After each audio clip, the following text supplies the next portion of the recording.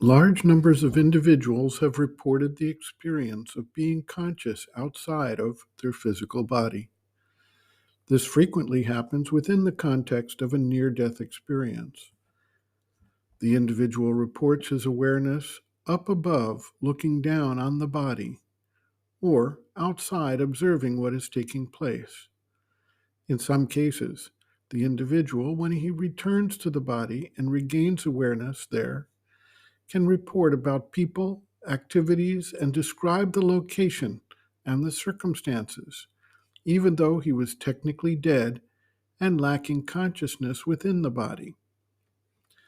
Yogis also report the experience of separation of the awareness from the physical body under a variety of circumstances, in some cases consciously induced through the practices they were undertaking. Mystics have also reported what is called an out-of-body experience, whereby they leave the body behind in an inert state and travel out and visit other places or realms attached through a silver cord. When they are ready to return to the body, they draw the thread back and their awareness once again enters the body. All of these experiences make it clear that the consciousness and the physical body are not tied to one another, nor are they necessary to one another.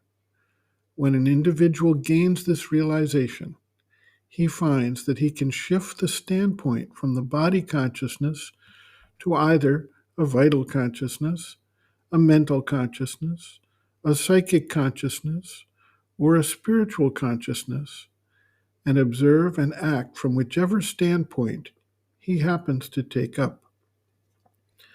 In the Taittiriya Upanishad, the seeker goes through a successive realization of this type, starting from identification with the body, then the vital force, then the mind, then the higher reason, the knowledge consciousness, and finally, the awareness of pure bliss, which is one aspect of the triune experience of Sat Chit Ananda, existence, consciousness force, bliss.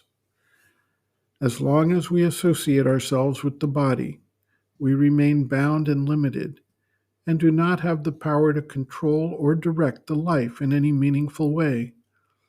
As we go up the scale of consciousness, however, we gain leverage to manage the details of the body, the life, and the mind.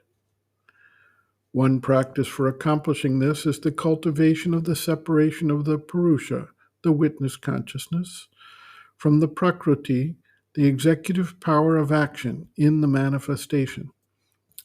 As the seeker accomplishes this shift in standpoint, he gains control over the life in the body and can directly exercise the higher spiritual will in all aspects of the life. The mother writes, quote, "And if the contact has been conscious and complete enough, it liberates you from the bondage of the outer form. You no longer feel that you live only because you have a body. That is usually the ordinary sensation of the being, to be so tied to this outer form that when one thinks of myself, one thinks of the body. That is the usual thing. The personal reality is the body's reality. It is only when one has made an effort for inner development and tried to find something that is a little more stable in one's being that one can begin to feel that this something, which is permanently conscious throughout all ages and all change, this something must be myself. But that already requires a study that is rather deep.